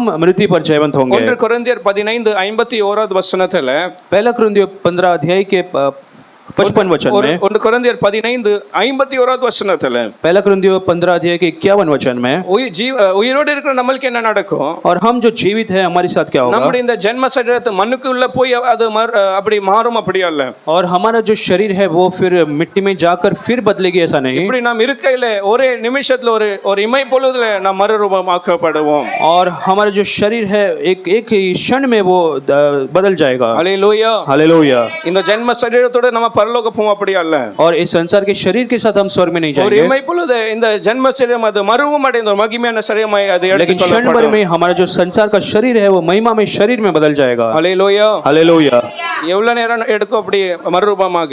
और ऐसे बदलने में कितना समय लगेगा? ஒரு இமை பொழுது கண் மூடி திறக்கும் முறை நீங்க பார்ப்பீங்க அந்த சரீரம் மறுரூபம் அடைந்து நாம் மகிமையில் அவரோடு போக போகிறோம்। क्षण भर में हमारा जो संसार का शरीर है वो महिमा में शरीर में बदल जाएगा। Hallelujah, hallelujah. எவ்வளவு கர்த்தருடைய இந்த உயிர்த்தெழுதலின் வல்லமை நமக்காக और வைக்கப்பட்டிருக்கிறது। ऐसे परमेश्वर के पुनरुत्थान का सामर्थ हमारे लिए रखा गया है। ஜென்ம சரீரத்தினால அல்ல, நாம் கூட மறுரூபம் அடைந்து மகிமையான சரீரத்தோட போக इस போகிறோம்। संसार के शरीर ने, लेकिन हमारा जो शरीर बदला जाएगा और महिमा के शरीर का हम जाएंगे। உங்களுக்கு ஜென்ம சரீரத்தோட போகணுமா மகிமையான சரீரத்தோட போகணுமா? आज आपको इस संसार के शरीर के साथ जाना है कि महिमा के शरीर के साथ? ஜென்ம சரீரத்தோட அங்க தலைவலியோட போக வேண்டும், इस शरीर के संसार के शरीर में शायद आप அங்க வலி வேதனை தாங்க வேண்டும், वहां पर भी आपको दुख दर्द का सामना அங்க करना होगा। போகவே முடியாது। ஒரு மகிமையான சரீரத்தோட பரலோகத்துல கர்த்தர் கொண்டு போக लेकिन போகிறார்। परमेश्वर महिमा भरे शरीर के साथ हमें वहां ले जाएगा। Hallelujah, hallelujah. எந்த ஆவியானவர் இயேசு உயிர்ப்பித்தாரோ और जिस आत्मा ने यीशु मसीह को जलाया, அந்த ஆவியானவர் நம்மளும் உயிர்ப்பிக்க போகிறார்। वही आत्मा हमें भी जलाएगा। Hallelujah, hallelujah. இதுதான் உயிர்த்தெழுதலின் ஒரு நம்பிக்கை கர்த்தர் और நமக்கு वही கொடுத்திருக்கிறார்। पुनरुत्थान का जो विश्वास परमेश्वर ने आज हमें दिया है। பவுல் சொல்கிறார் அவர் மாத்திரம் உயிர்த்தெழாமல் இருந்திருப்பார் என்றார்। पौलुस कहता है यदि यीशु मसीह नहीं जी उठते तो நம்முடைய பிரசங்கம் விருது நம்முடைய எல்லாம் பிரயாசங்கள்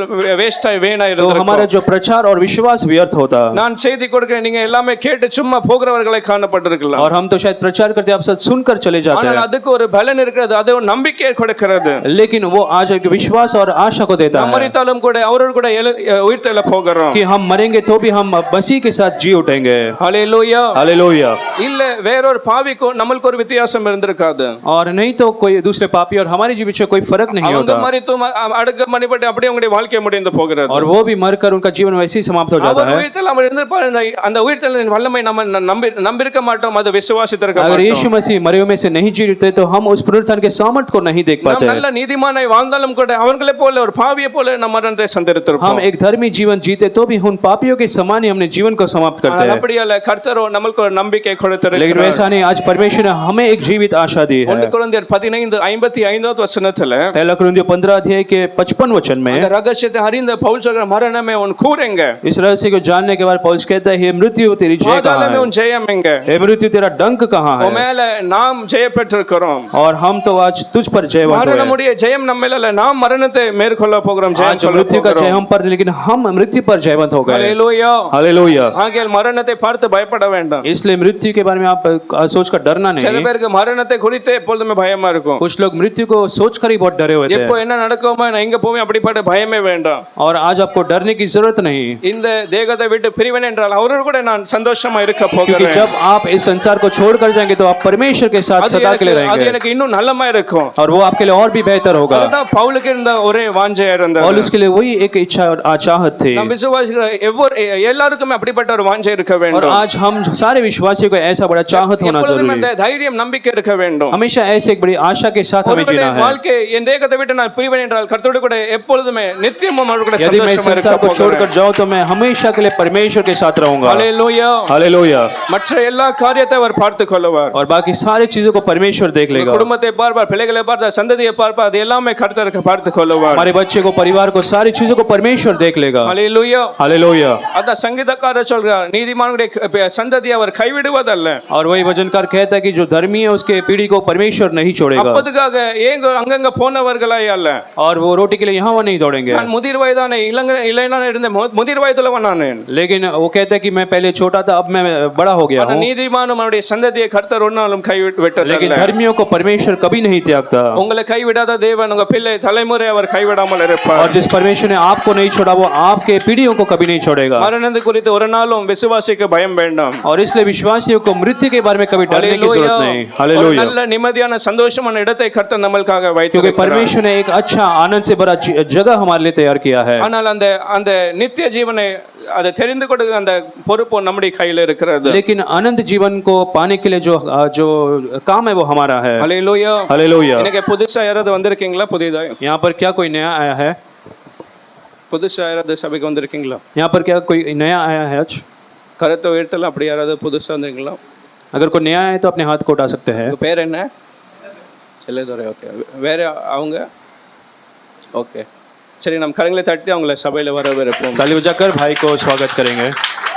மரணம் எல்லா மனுஷனுக்கும் நேரிடுகிறது. मृत्यु जो है हर एक इंसान को सामना करना है. அது ஒரு சாய்ஸ் அல்ல. நீங்க மரிக்க யாருமே சொல்ல முடியாது எனக்கு மரிக்க வேண்டாம்னு சொல்ல முடியாது. और हम ऐसा नहीं कह सकते कि हम कभी मरेंगे नहीं. எனக்கு மரணம் வேண்டாம்னு சொல்ல முடியாது. हम ये नहीं कह सकते कि हमें मरने की मुझे मृत्यु नहीं चाहिए. ஒவ்வொரு மனுஷனுக்கு மரணம் நியமிக்கப்பட்டிருக்கு. जो कोई संसार में जन्म लेता है उसे एक दिन मरना ही है. சில பேர் ரொம்ப ஸ்ட்ராங்கான பாடி இருந்தாலும் கூட அவர்கள் கூட மரித்து போவார்கள். और अगर अच्छा शरीर है तो उन्हें भी मरना ही होता है. பட்சபாதம் இல்லாமல் மரணம் எல்லாருக்கும் நியமிக்கப்பட்டிருக்கு. मृत्यु जो है हर एक व्यक्ति को रखा गया है. ஆனால் நித்திய ஜீவனோ அது எல்லாருக்குமே அல்ல. लेकिन अनंत जीवन जो है हर किसी के लिए नहीं. விசுவாசிக்கிற எவன் அவனுடைய வாழ்க்கையை அர்ப்பணிக்கிற எவன் அவனுக்கு நித்திய ஜீவன். लेकिन जो कोई अपने जीवन को समर्पित करता है उद्धार पाता है वही अनंत जीवन पाएगा. தெரிந்து கொள்ள வேண்டும் இது எனக்கு வேணும் நித்திய ஜீவனில் நான் பங்காயிருக்க வேண்டும். और आज आपको ये निर्णय लेना कि वो अनंत जीवन में मैं भागी होऊंगा. இந்த ஆராதனையில ஒருவேளை முதலாவது நீங்க வந்திருக்கலாம். इस आराधना में शायद पहली बार आप आए होंगे. இயேசுவை யார் என்று அறியாமல் இருக்கலாம். यीशु मसीह कौन है आप नहीं जानते ஆனால் होंगे. உங்க வாழ்க்கையை சமர்ப்பித்த அந்த நித்திய ஜீவன் எனக்கு வேணும் என்று நீங்க கேட்பீங்க என்றால். लेकिन अगर आपके जीवन को समर्पित करते आप कहेंगे कि मुझे अनंत जीवन की जरूरत है. பாவங்களை மன்னித்து இயேசு உங்களுக்கு அந்த நித்திய ஜீவனை கொடுக்க விரும்புகிறார். तो आपके पापों को माफ किया यीशु मसीह आपको अनंत जीवन देगा. அந்த நரகத்துல அழிந்து போகிற அந்த ஆத்மா உங்களை கர்த்தர் சந்தித்து உங்களை அந்த வெளியே கொண்டு வந்து நித்திய ஜீவனில் அவர் கொடுக்க போகிறார். और यीशु मसीह आपको बचाएगा और आपको अनंत जीवन देगा. हालेलुया. हालेलुया. அவ்வளவு பெரிய விசுவாசத்தை கர்த்தர் நம்ம ஒவ்வொரு பேருக்குள்ள கொடுத்திருக்கிறார். और ऐसा एक बड़ा विश्वास आज हमारे अंदर परमेश्वर ने दिया है. உயிர்த்தெழுந்தது போல நாமும் எழுந்திருக்க போகிறோம். जैसे वो जी उठे वैसे हम भी एक दिन जी उठेंगे. कितने பேருக்கு அந்த சந்தோஷம் இருக்கிறது அந்த நம்பிக்கை இருக்கிறது. कितने लोग के पास ऐसा एक आशा है. हालेलुया. 30 40 இல்ல 60 இன்னும் சில வருஷங்கள் நாம் வாழ முடியும். आप शायद और 30 40 या 60 50 वर्ष जी सकते கொஞ்ச हैं. நாட்கள் இந்த பூமியில வாழுவோம். और कुछ ही दिनों के लिए हम संसार में जिएंगे. ஆனால் நம்முடைய குடியிருப்பு பரலோகத்துல இருக்கிறது. लेकिन हमारा जो रहने का स्थान है वो स्वर्ग है. இங்க கொஞ்ச நாள் எப்படி இருந்தாலும் கூட அங்க சந்தோஷமாய் நிம்மதியா நாம் இருக்க संसार में चाहे போகிறோம். आपका दिन कैसा भी हो लेकिन वहां पर हम आनंद मनाएंगे. हालेलुया. हालेलुया. ஆனால் மத்திய 25:13 வசனத்துல मत्ती 25वां अध्याय के 13 वचन में கர்த்தருடைய வருகையில கூட சும்மா இருக்க கூடாது. கர்த்தர் சொல்றார், இயேசு சொல்றார், மனுஷகுமாரன் வருகிற அந்த நாளை அந்த நேரத்தை யாருமே அறியாது இருக்கிறீங்க. और परमेश्वर यीशु मसीह कहते हैं कि जब परमेश्वर आएगा वो समय कोई नहीं जानता. ஆகையால் எப்படி இருங்க என்றால் நீங்க விழித்து இருங்கள். इसलिए आपको जागते रहना है. ரட்சிக்கப்பட்டாலும் கூட ஞானஸ்நானம் எடுத்தாலும் கூட அந்த நாளுக்காக காத்திருங்க, நீங்க விழித்திருங்கள். और परमेश्वर कहता है यीशु मसीह कहते हैं जब आपने उद्धार पाया तो भी उस समय के लिए आपके लिए जागते रहना है. நாளைக்கு வர எதிர்பார்ப்போடு ஒவ்வொரு நாளும் வாஞ்சிட்டு இருங்க. उस दिन के लिए उस समय के लिए हर दिन आप जागते रहो. விழித்திருங்க. நாம் சரியாக கர்த்தருடைய சித்தத்தின்படி நாம் வாழ்கிறோமா இல்லை என்ற ஆவிக்குரிய வாழ்க்கை எப்படி இருக்கிறது சோதித்து பார்க்க வேண்டும். क्या आप परमेश्वर की इच्छा के अनुसार जीते हो? आपके आत्मिक जीवन को हर दिन आपको देखना है. எப்போ ஞானஸ்நானம் எடுத்து இப்ப ஒரு சரியான ஆவிக்குரிய வாழ்க்கை இல்லாமல் இருக்கிறது. चल आपने बपतिस्मा लिया हो और आज एक अच्छा आत्मिक जीवन आपका नहीं है. இயேசு சொல்றார், நீங்க விழித்து இருங்கள். यीशु मसीह कहता है तुम जागते रहो. हालेलुया. हालेलुया. அந்த எல்லாருக்குமே அந்த உவமை தெரியும். और हर किसी आप इस दृष्टांत को जानते हैं. 10 கன்னிகளும் காத்திருந்தாங்க. எதற்கு காத்திருந்தாங்க? இயேசு கிறிஸ்துவின் வருகை, மணவாளனுடைய வருகைக்காக காத்திருந்தார்கள். वो जो 10 कुंवारी यीशु मसीह के आगमन के लिए रुके थे, எல்லாருக்குமே தெரியும் வரப்போகிறார்னு தெரியும். वो सारे के सारे जानते थे कि यीशु मसीह आने वाले हैं. மணவாளன் இல்ல, இயேசு வரப்போகிறார்னு தெரியும். वो सब जानते थे कि वो दूल्हा आने वाला है. அறிந்தவர்கள் காத்திருக்கிறார்கள். वो सारे लोग जानकर वहां पर रुके थे. எல்லாருக்கும் அந்த தீபம் இருந்தது கையில. हर किसी पास वो जो द्वीप हाथ में था.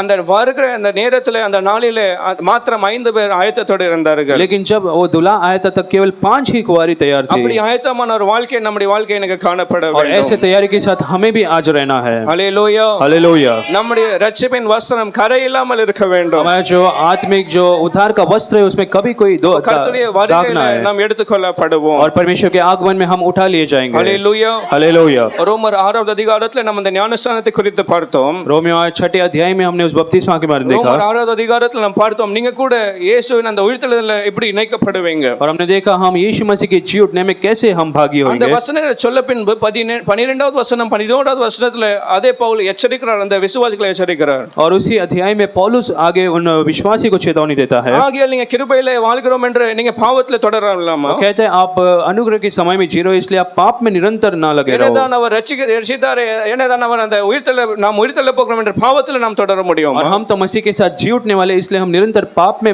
नहीं पड़ पढ़ना है। ஹalleluya. हालेलुया। அவர் சொல்றார் அப்படி அல்ல 12வது வசனத்துல சொல்கிறார். और 12 वचन में कहता है, 12வது வசனத்தை சொல்கிறார் 12 वचन में कहता है, ஆகையால் நீங்கள் சரீர இச்சைகளின்படி பாவத்திற்கு கீழ்ப்படியத்தக்கதாக சாவுக்கு எதுவான உங்கள் சரீரத்தில் பாவம் ஆளாது இருப்பதாக. சாவுக்கு எதுவான உங்க சரீரத்துல இப்போ அந்த பாவம் ஆளாது இருப்பதாக.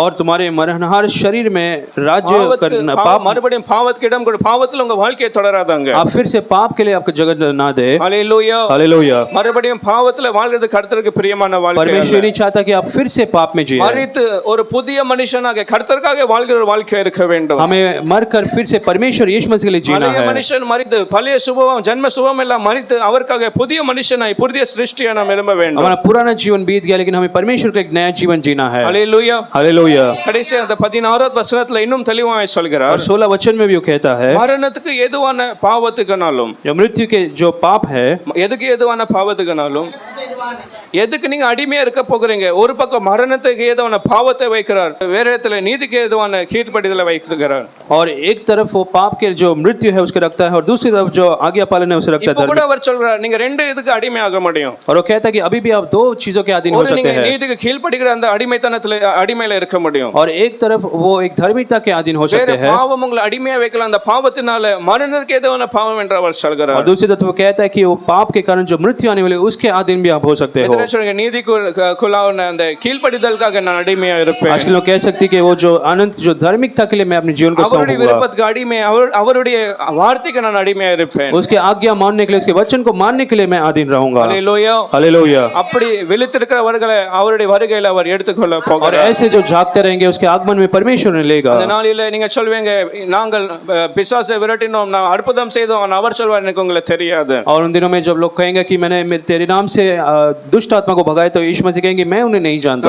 என்று கர்த்தரை ஸ்தோத்திரிப்போம். हम खड़े होकर परमेश्वर को धन्यवाद அவர் देंगे, உயிர்த்தெழுதனால அந்த உயிர்த்தெழுதலின் வல்லமை நம்ம ஊருக்குள்ளே கிரியை செய்கிறது. क्योंकि वो जी उठा है। आज वो जी उठने के सामर्थ हमारे जीवन में काम ஒரு करता है। உயிர்த்தெழுதலின் வல்லமை நமக்காக காத்திருக்கிறது. वो जी उठने का जो सामर्थ है हम पर काम